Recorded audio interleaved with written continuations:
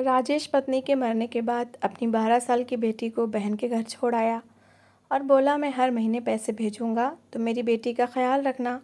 और वो हर महीने अच्छे खासे पैसे भेज देता।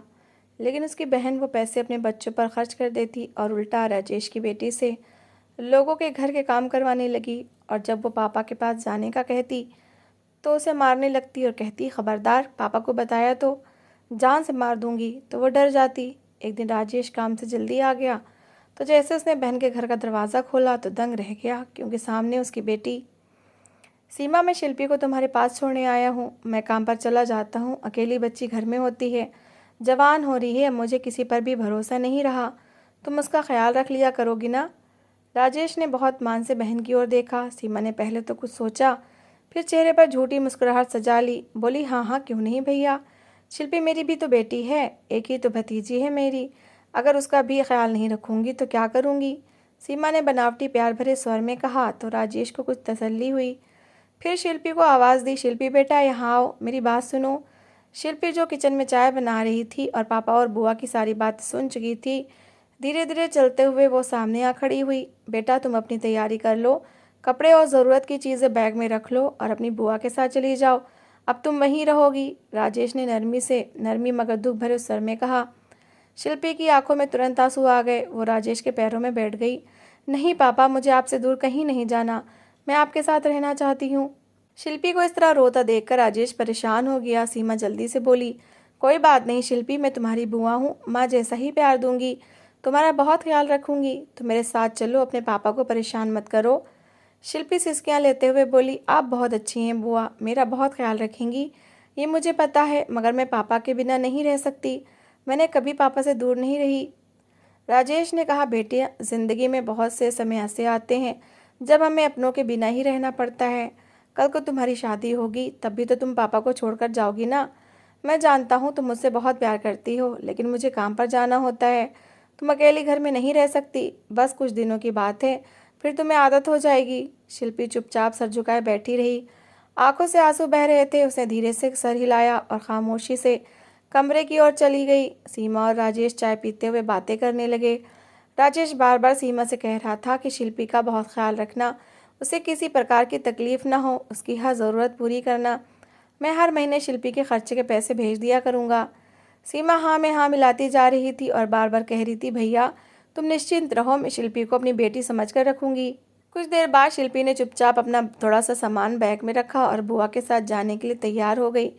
जाते समय उसने पापा को गले लगाया। राजेश की आंखें भीग गईं। दिल भारी था, मगर बेटी की खातिर चुप हो गया। सीमा के अपने 3 बच्चे थे। 2 बेटियां उम्र में शिल्पी से बड़ी थीं, जबकि बेटा शिल्पी से 3 साल छोटा था। शिल्पी उनके घर में भी खामोश रहती थी, स्कूल जाती, वापस आकर घर के कामों में लग जाती, फिर एक कोने में बैठी रहती। पूरा महीना उसने चुपचाप गुजार दिया। शुरू शुरू में सीमा उससे प्यार से बात करती, मगर फिर धीरे धीरे उसका व्यवहार बदलने लगा। राजेश कभी कभार शिल्पी से मिलने आता तो शिल्पी ने कभी शिकायत नहीं की। वो सोचती, पापा के दिल पर बोझ न डालूं। राजेश भी संतुष्ट था कि बहन अपनी भतीजी का ख्याल रख रही है। हर महीने के आखिर में वो शिल्पी के खर्चे के पैसे भेज देता। इतने सारे पैसे देखकर सीमा की आंखें खुली की खुली रह गईं। उसने तो कभी सोचा भी नहीं था कि राजेश इतने पैसे शिल्पी के लिए भेजेगा। शिल्पी का खुद का कोई तो खर्चा ही नहीं था। वो एक रोटी खा लेती, न महंगे खिलौने मांगती, न अच्छे कपड़े, जो भी दाल सब्जी बनता चुपचाप खा लेती। अक्सर सीमा 2 दिन बासी दाल सब्जी भी सामने रख देती, वो खामोशी से खा लेती। धीरे धीरे सीमा ने घर के सारे काम उसी से करवाने शुरू कर दिए। काम वाली को भी निकाल दिया। शिल्पी सुबह स्कूल से आती तो झाड़ू, बर्तन, कपड़े, खाना सब उसी के जिम्मे होता।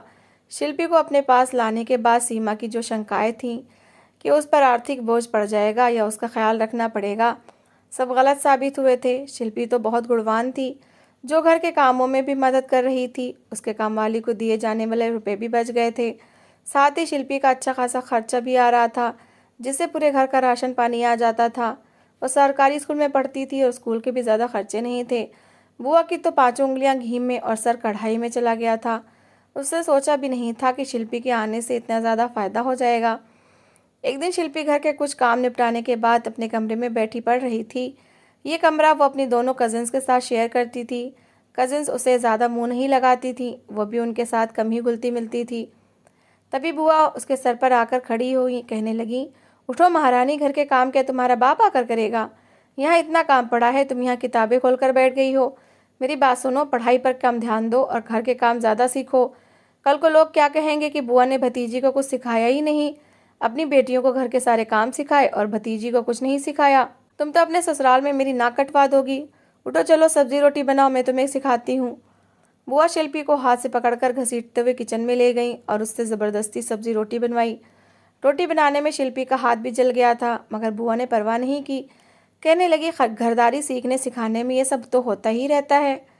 शिल्पी ने हैरत से बुआ की ओर देखा। उसकी दोनों बेटियां शिल्पी से बड़ी थीं, मगर उन्हें घर का एक काम भी नहीं आता था। वो कोई भी काम नहीं करती थीं, बल्कि अगर माँ कभी मदद करवाने का कहती भी तो सीधा जवाब दे देती थी कि हमसे नहीं होता। शिल्पी सोचने लगी कि इन दोनों की शादी कैसे होगी। क्या ससुराल वाले इन्हें बातें नहीं सुनाएंगे? मगर वो सोच ही पाई थी, कह नहीं सकी। अभी रोज़ का नियम बन गया था। सीमा का व्यवहार बहुत बदल गया था।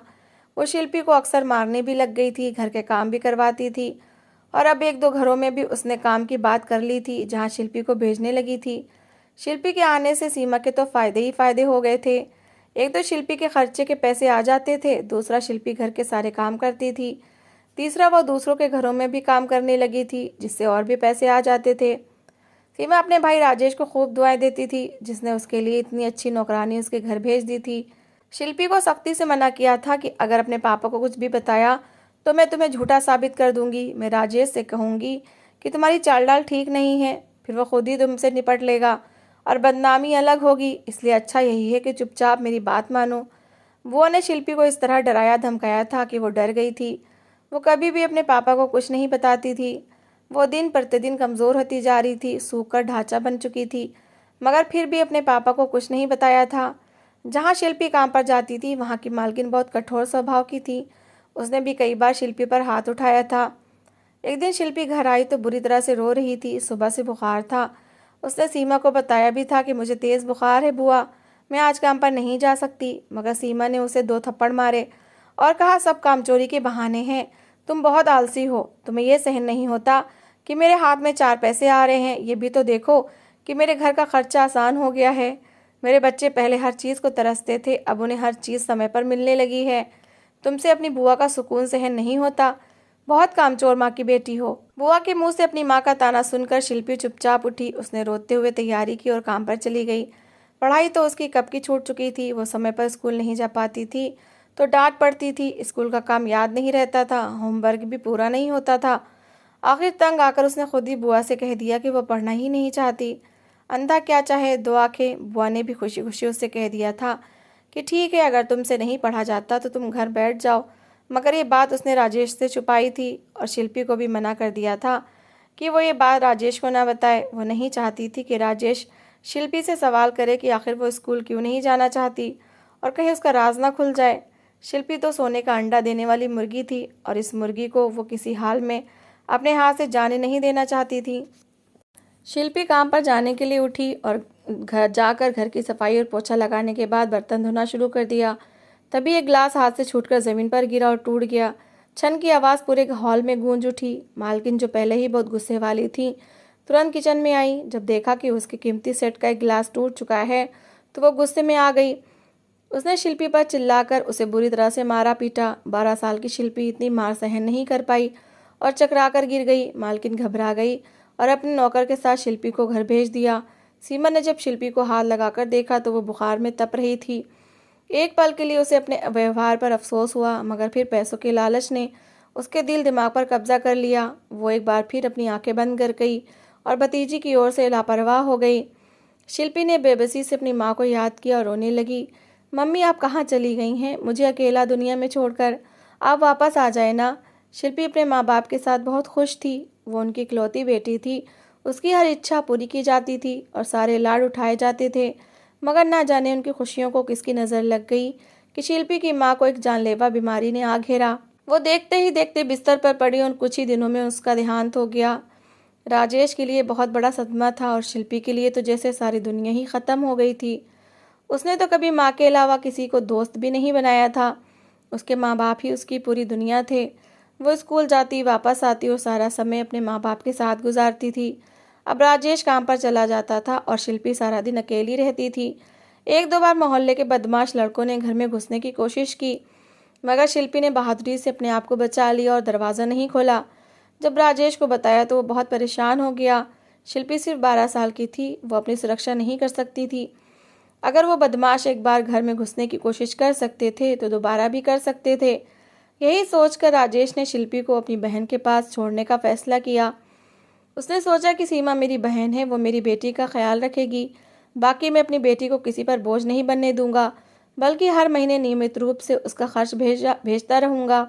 जब उसने सीमा से बात की तो सीमा ने ऊपर से हाँ कर ली। वो शिल्पी को अपने साथ नहीं रखना चाहती थी, मगर इतनी निर्दयी भी नहीं बन सकती थी कि भाई को मुंह पर साफ इनकार कर दे। वो अपने 3 बच्चों का खर्च भी मुश्किल से चला रही थी। फिर भी वो शिल्पी को अपने साथ ले आई। उसने सोचा कि 1-2 महीने इसे रखेगी, फिर बहाना बनाकर कह देगी कि शिल्पी का दिल नहीं लगता और उसे वापस भेज देगी। मगर जब महीने के अंत में राजेश ने शिल्पी के खर्च के अच्छे खासे पैसे भेजे तो सीमा का इरादा बदल गया। उसने चालाकी दिखाई और शिल्पी पर अत्याचार शुरू कर दिए और डरा कर रखने लगी ताकि वो कभी वापस जाने का ना कहे। शिल्पी उस दिन अपनी माँ को याद करके पूरा दिन रोती रही। बुखार बहुत तेज़ हो गया था, मगर सीमा ने इतना भी कष्ट नहीं किया कि किसी डॉक्टर को बुलाकर उसका चेकअप करवा लें। राजेश भी पिछले 5-6 दिन से नहीं आया था, वरना वो हर 3-4 दिन बाद शिल्पी से मिलने आता और बहन के घर का चक्कर लगा लेता था। उसे अभी तक इस बात की खबर नहीं थी कि शिल्पी स्कूल छोड़ चुकी है और अब घरों में काम करती है, बल्कि उसे लग रहा था कि बहन के घर में सब कुछ ठीक है, शिल्पी वहाँ खुश है।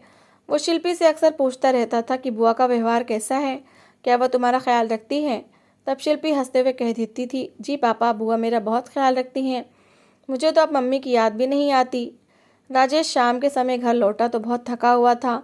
काम की अधिकता से उसके चेहरे पर थकान की लकीरें साफ दिख रही थीं, मगर वो फिर भी शिल्पी से मिलने के लिए सीमा के घर चला आया था, क्योंकि काफ़ी दिन हो गए थे वो शिल्पी से नहीं मिला था। जैसे ही वो दरवाजे के पास पहुंचा तो अंदर से किसी चीज़ के गिरने की आवाज़ आई।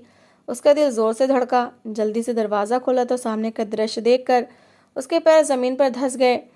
फर्श पर शिल्पी बेहोश पड़ी थी। उसके हाथ में अब भी धुले हुए कपड़ों की भरी हुई टोकरी थी। उसके कपड़े भी भीगे हुए थे और उसका चेहरा पसीने से तर था। राजेश का दिल जैसे सीने से निकल आया। वह दौड़कर आगे बढ़ा और शिल्पी को अपनी गोद में उठा लिया। बेटी का शरीर बुखार से जल रहा था। राजेश ने घबराकर आवाज़ लगाई, सीमा कहाँ हो, जल्दी आओ। सीमा किचन से निकली तो भाई को बेटी को उठाए देखकर एक पल के लिए चौंक गई, मगर तुरंत अपने चेहरे पर बनावटी हैरत सजा ली। अरे क्या हुआ है इसे? राजेश ने गुस्से में कहा, तुम्हें नज़र नहीं आता ये कई दिन से बीमार है, तुमने इसका ख्याल क्यों नहीं किया? सीमा ने कंधे उचकर बोली, भाई मैं तो हर समय कामों में लगी रहती हूँ, शिल्पी तो खुद ही जिद करके काम करती है। मैंने मना भी किया था मगर उसने मेरी एक नहीं सुनी। राजेश ने गुस्से भरी नज़रों से बहन को देखा और बोला, अगर तुम्हें पता था तो मुझे क्यों नहीं बताया? शिल्पी के चेहरे पर चोट के निशान और हाथों पर जले के दाग देखकर वो अंदर तक काँप गया। उसकी आंखों से आंसू बह निकले। उसने अपनी बेटी को सीने से लगाया और बोला, मेरी बच्ची, तुमने एक शब्द भी क्यों नहीं कहा? शिल्पी ने धीरे से आंखें खोली। होठों पर हल्की सी मुस्कुराहट आई और कमज़ोर आवाज़ में बोली, पापा, बुआ का दोष नहीं है, वो तो बहुत अच्छी हैं, बस मुझसे ही गलती हो गई। उसकी आवाज़ जैसे कमज़ोर हो गई। राजेश की आंखों के सामने अंधेरा छा गया।